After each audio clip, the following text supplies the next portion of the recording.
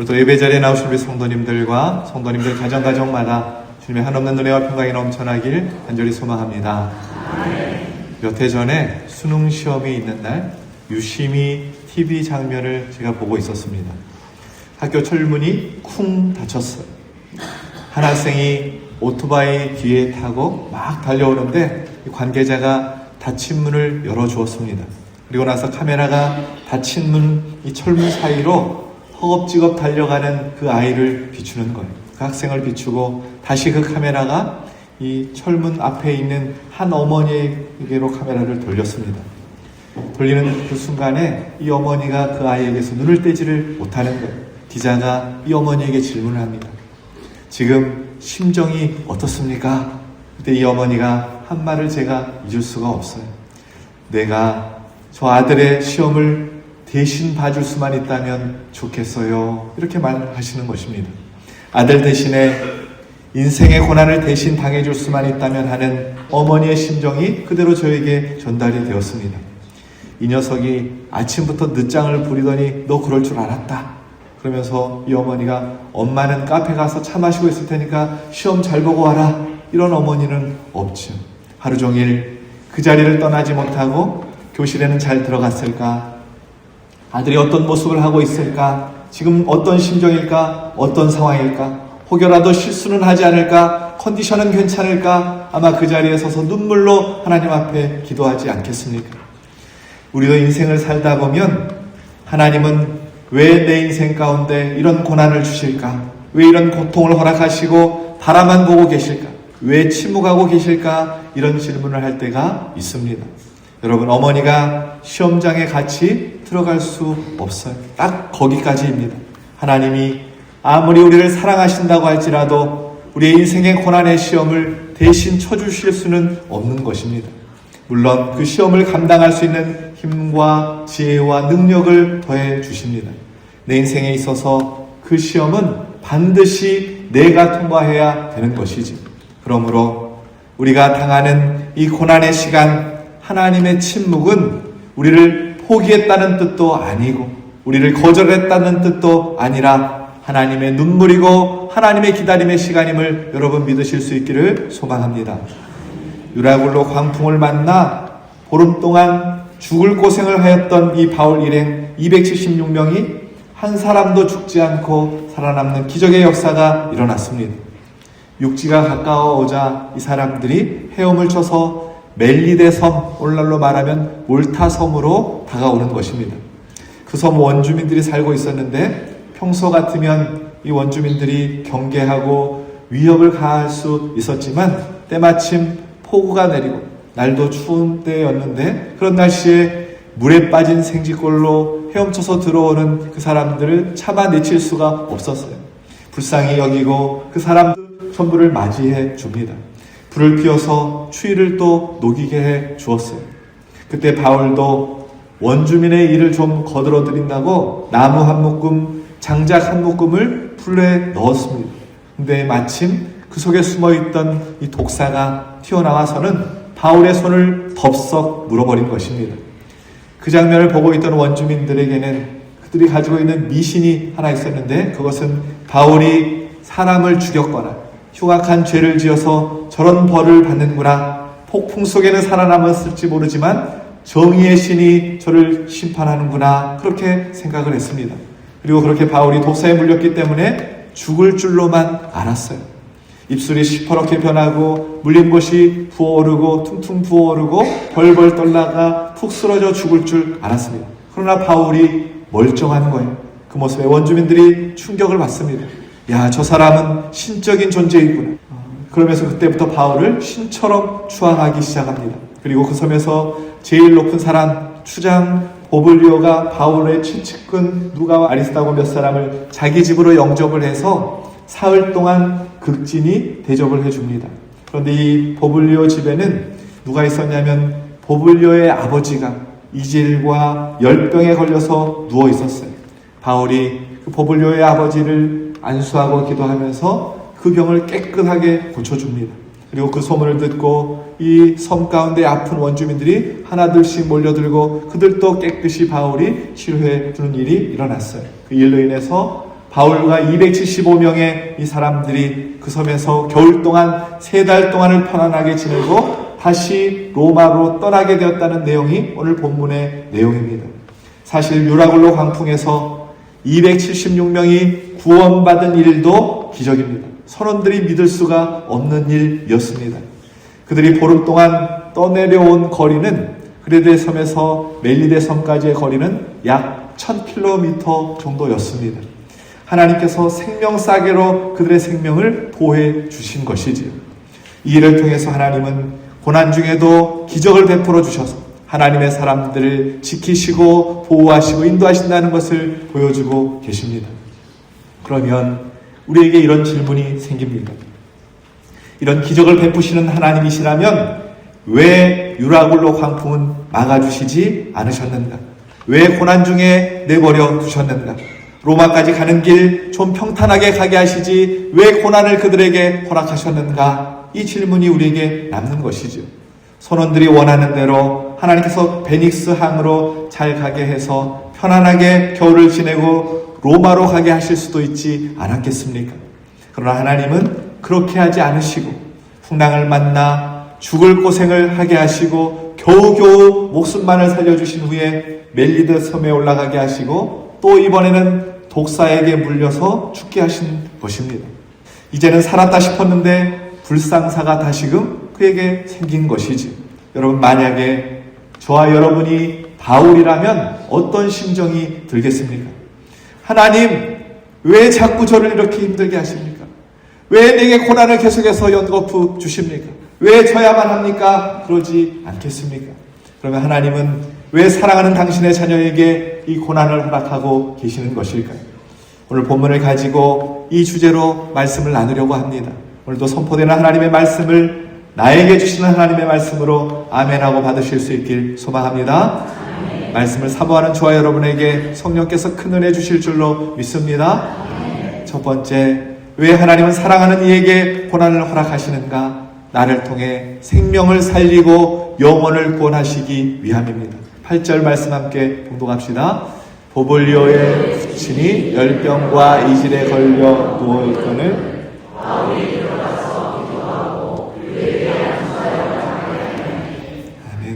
바울이 보블리오 부친을 고쳐주었다라는 말씀의 내용입니다.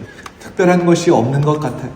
지금 이 집에는 바울과 측근들 몇 명이 함께 동행해 갔습니다. 그러면 여러분, 지금 바울 곁에 누가 있었겠습니까? 질문 속에 답이 있습니다. 지금 바울 옆에 누가 있었겠습니까? 사도행전을 기록한 누가는, 저자 누가는 오늘 본문 1절에 보면 우리가 구조된 후에라고 말하고 있어요. 그리고 보블리오 집에 갈 때도 7절에 보면 그가 우리를 영접하여 라고 말하고 있습니다. 누가 지금 바울의 옆에 있냐면 누가가 있었다는 것이죠. 누가는 바울을 옆에서 케어하고 돕고 동역자로 함께 로마까지 가는 길에 동행하고 있었습니다. 여러분, 누가의 직업이 무엇입니까? 의사이지. 일반적으로 환자가 발생하면 누가 먼저 접근하고 진찰하고 처방을 해야 합니까? 의사이지. 비행기에서 응급 환자가 발생했는데 여기 목사님 계십니까? 그런 적은 없어요. 의사를 찾는 것이죠.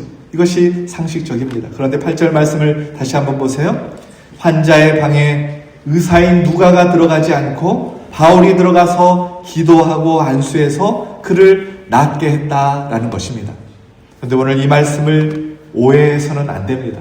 내 몸에 아픔이 생기면, 질병이 찾아오면 목사님한테 찾아가야지, 그러면 안 된다는 거예요. 이 말씀을 이렇게 받아들여서는 안 됩니다. 한 여자 전도사님이 계셨는데 이분이 몸이 이상해서 병원에 갔더니 유방암 진단을 받으셨어요. 너무나 절망했지만 그래도 하나님 앞에 기도해야지라고 하면서 기도원을 찾아갔습니다. 그런데 기도원 원장이신 목사님이 병원에 가서 항암 치료 받지 말고 기도로 나올 수 있으니 기도하라라고 했다는 것입니다. 그래서 이 전도사님이 이 목사님의 말씀을 믿고 기도하기 시작했어요. 그런데 암이 점점 악화되는 것이에요. 온몸으로 암이 퍼지기 시작하는 것입니다. 그래서 다시 기도원에 가서 물었더니 하나님께 드릴 것이 있어야 치유받을 수 있으니까 예물을 가지고 오라고 이 원장님이 얘기를 했다는 것입니다. 그 가난한 전도사님이 있는 재산을 다 털어서 기도원에 헌금하고 안수기도를 받았는데 그래도 낫지를 않는 거예요. 그리고 기도원 원장이 하는 말이 당신은 믿음이 없어서 그런다고 이런 말만 했다는 것입니다. 그리고는 폐인이 다 되어서 방주교회 박보영 목사님을 이 전도사님이 찾아왔어요.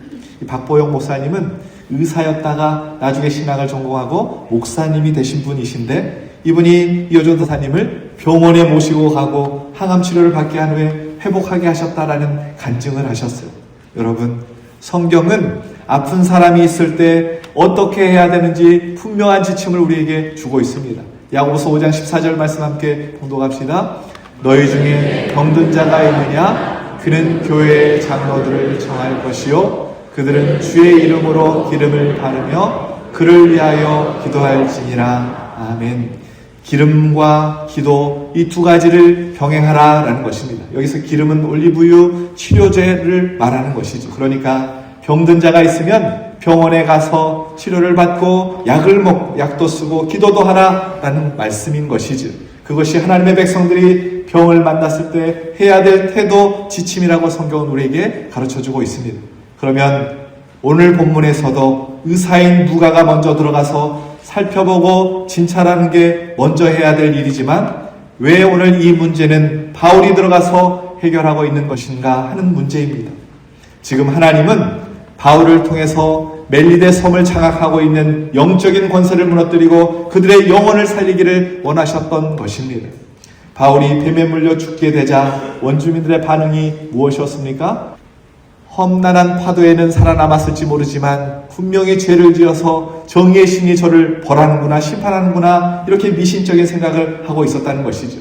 당시 이 섬에는 우상으로 만연했습니다. 그래서 하나님은 이 문제를 영적으로 바라보시고 목회자였던 바울을 통하여 멜리데 섬의 영적인 문제를 치료하기를 원하셨던 것입니다. 계속해서 10절, 11절 말씀 함께 봉독합시다. 후한 예로 우리를 대접하고 떠날 때에 우리 쓸 것을 내실었더라.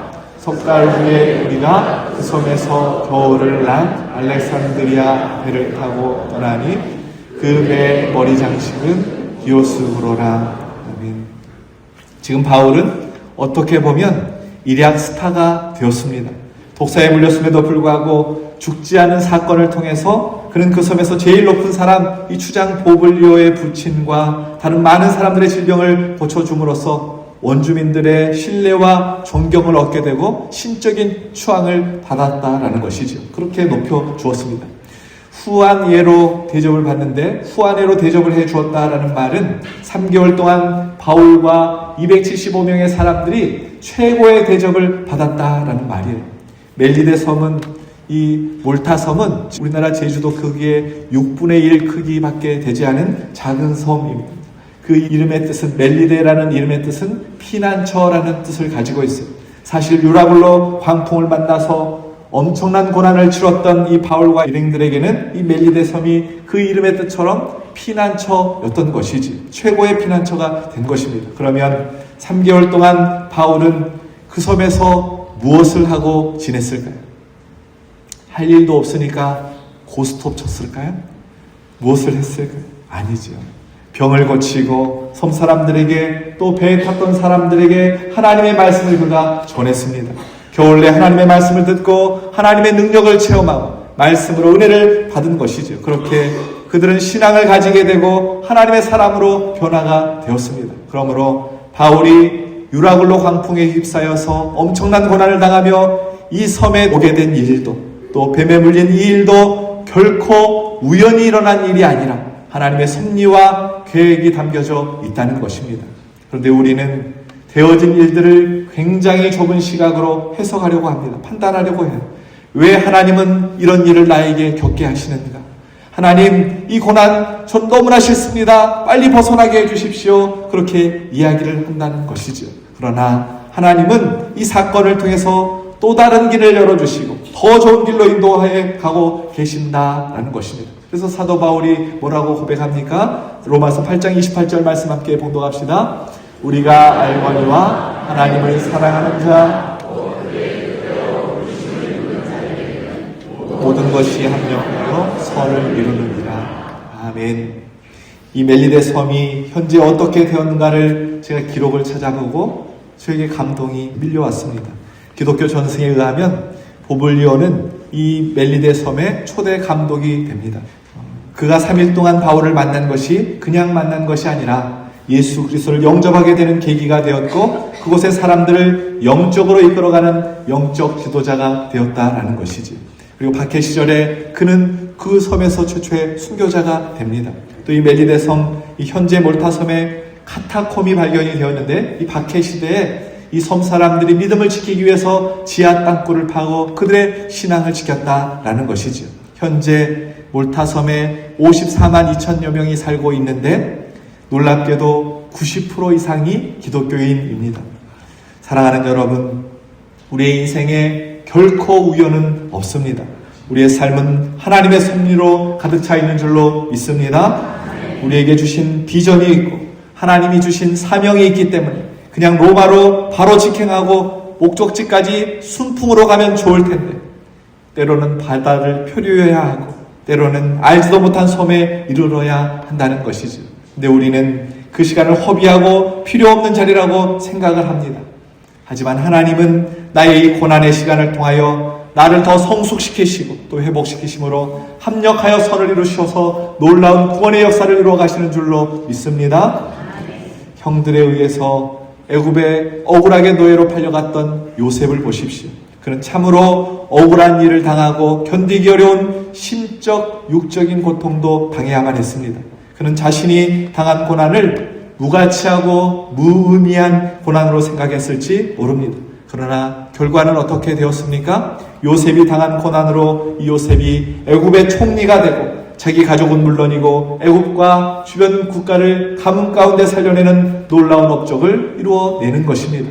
요셉은 자신에게 고통을 안겨주었던 형들을 맞이했을 때 뭐라고 고백합니까? 창세기 50장 19절 20절 함께 봉독합시다.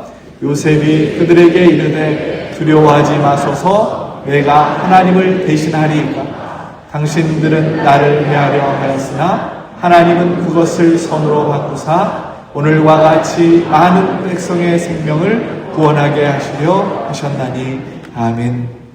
사랑하는 여러분, 혹 여러분이 지금 고난을 당하고 있다면 이 고난 역시 하나님의 특별한 계획과 섭리 가운데 이루어진 고난임을 믿으시고 나를 통하여 생명을 살려내고 영혼을 구원하는 일에 쓰임받는 우리 기독교 모든 성도님들 되시길 예수 그리스도의 이름으로 축원합니다. 두 번째, 왜 하나님은 우리에게 고난을 허락하시는가? 예수님의 증인 삼으려는 하나님의 계획 때문입니다. 16절 말씀 함께 봉독합시다. 우리가 로마에 들어가니 바울에게는 자기를 지키는 한 군인과 함께 따로 있게 허락하더라. 아멘. 사도 바울이 로마로 들어갔을 때 그의 신분은 죄수의 신분입니다. 재판을 받아야 하는 죄수의 신분이었습니다. 그런데 바울은 감옥에 들어가지 않고 군인 한 명과 함께 따로 지내도록 허락을 받았다라는 것이죠. 그래서 그곳에서 완전히 자유인처럼 바울은 살아가게 됩니다. 또 23절 말씀에 보면 마음껏 전도도 할 수 있었습니다. 바울의 집에 사람들이 마음대로 찾아오고 그래서 로마에서 복음을 바울은 마음껏 전할 수 있었다는 것이지. 바울은 로마에 살았던 적도 없고 아는 일가 친척도 한 사람 없었어요. 가이사에게 재판을 받기 위해서 지금 로마로 찾아온 것입니다. 그런데 어떻게 이런 일이 가능했을까요? 그 이유는 바울이 하나님의 사람이라는 증인이 무려 275명이 함께 로마에 함께 입국했기 때문입니다. 폭풍 가운데서도 하나님의 사람을 통하여 구원의 역사를 보았던 275명의 사람들이 한결같이 자신들의 입으로 하나님의 역사, 예수 그리스도의 복음을 증거하기 시작했던 것입니다. 누가 말하리라 하지 말라 그런 말을 안 해도 자신들이 그동안 겪었던 일들을 얼마나 이야기하고 싶었겠습니까?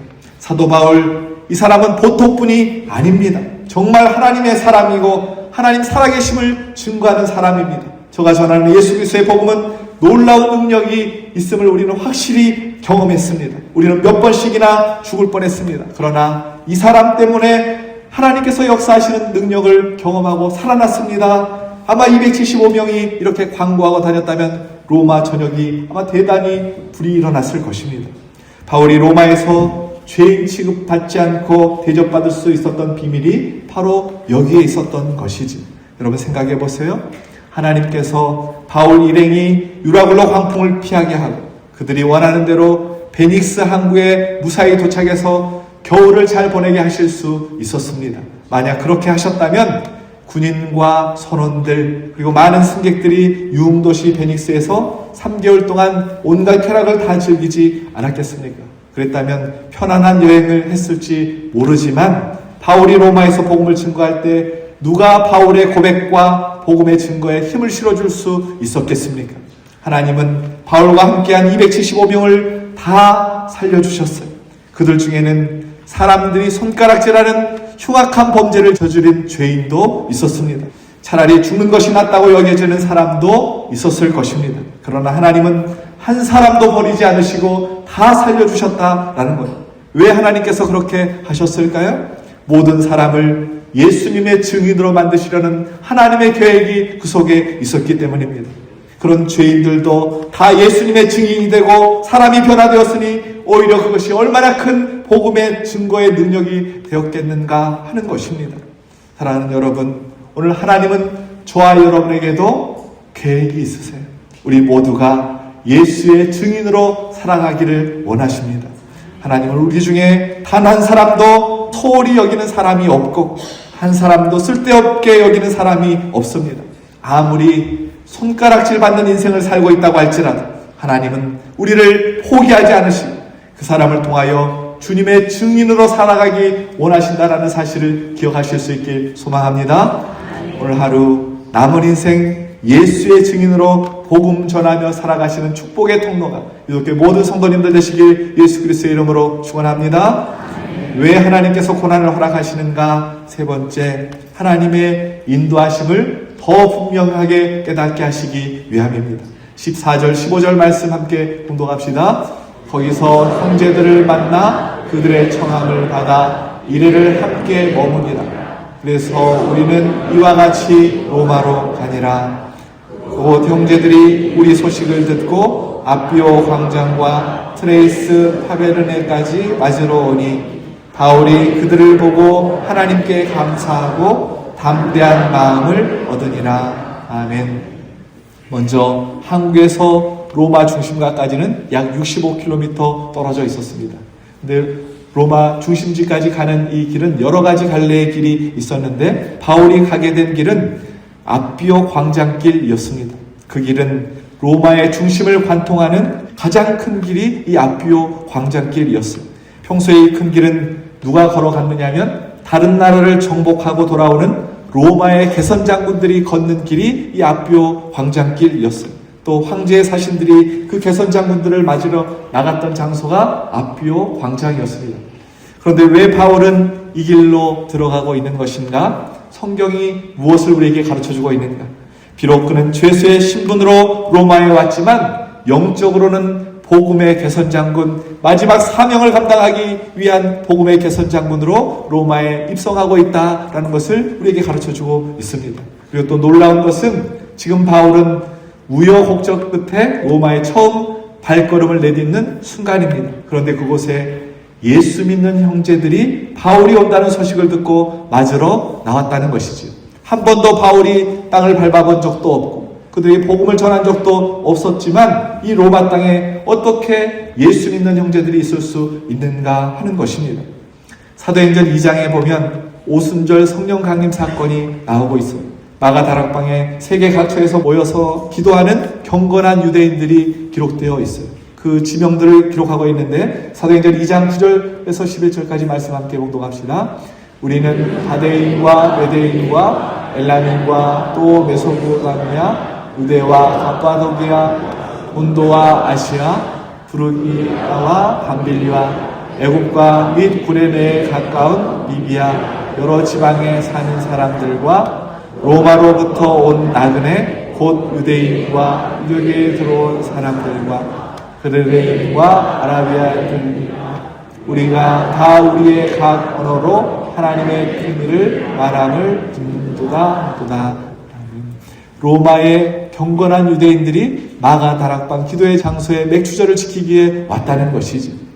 그런데 이 사람들이 본래는 하나님만 믿는 사람들이었는데 예수님을 영접하고 성령도 받고 방언도 받고 은사도 받고 다시 로마로 돌아갔었습니다. 그리고 오늘 바울이 로마로 첫 발걸음을 내딛는 그 순간에 바울을 맞으려고 이 사람들이 나왔다라는 것이죠. 바울이 이 형제들을 만나고 나서 어떤 반응을 보이고 있습니까? 15절 하반절 말씀입니다. 함께 봉독합시다. 바울이 그들을 보고 하나님께 감사하고 담대한 마음을 얻으니라. 아멘. 바울은 담대한 마음을 얻었다라는 것이죠. 로마에 처음 발걸음을 내딛는 입장에서 바울의 마음이 얼마나 두렵고 초조했겠습니까?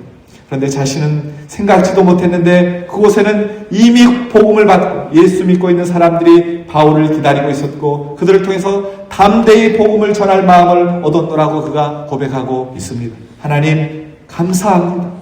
저는 생각지도 못했는데 하나님은 저보다 앞서 가시는 분이시군요.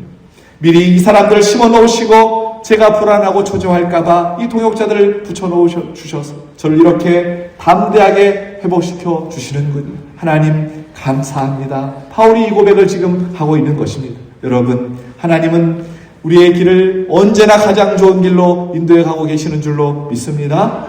이 사실을 분명히 믿으면 내 앞에 문제들이 당장 해결되지 않아도 초조하거나 불안해할 이유가 없는 것이지. 왜냐하면 하나님은 내가 보지 못하는 곳까지 보시는 분이시고 내가 알지 못하는 길로 가장 선한 길로 인도하시는 분이시기 때문입니다. 믿으시는 분만 아멘 합시다.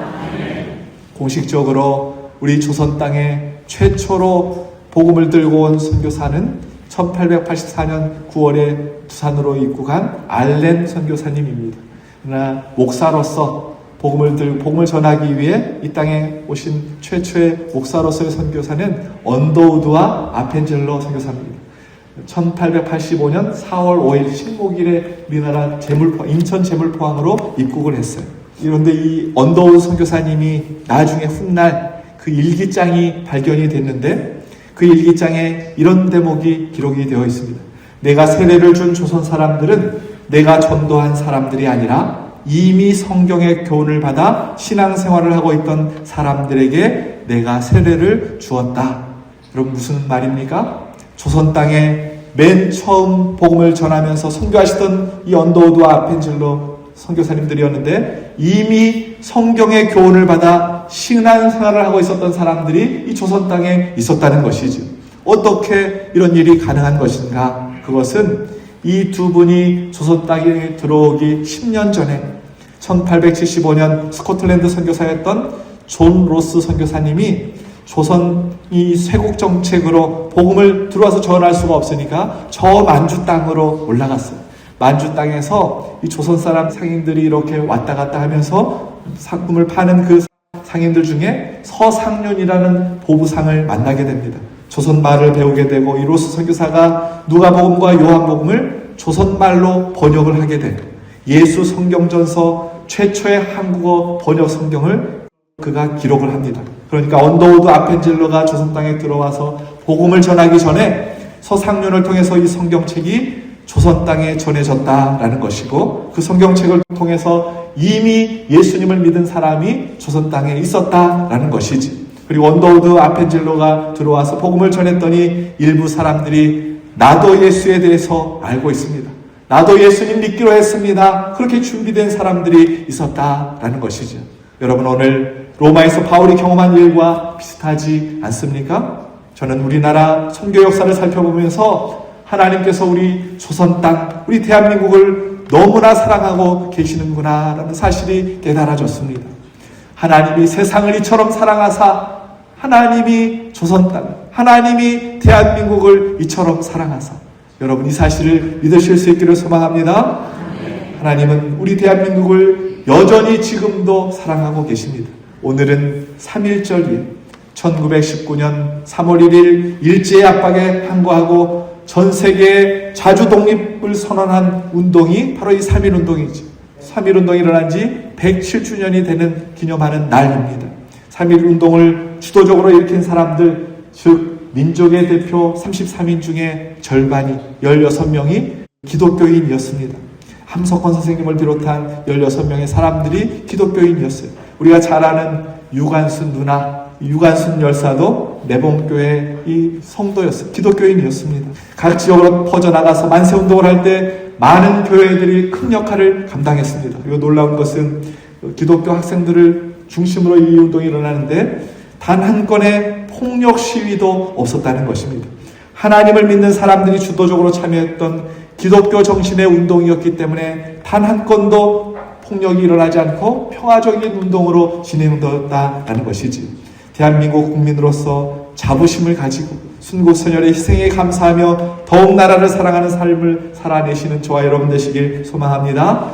이제 말씀을 정리하겠습니다. 하나님께서 우리나라의 역사의 주관자가 되어주셔서 선하게 인도해 주셨기 때문에 오늘 우리가 이렇게 아름다운 예배당에서 편하게 예배드리고 있는 줄로 믿습니다.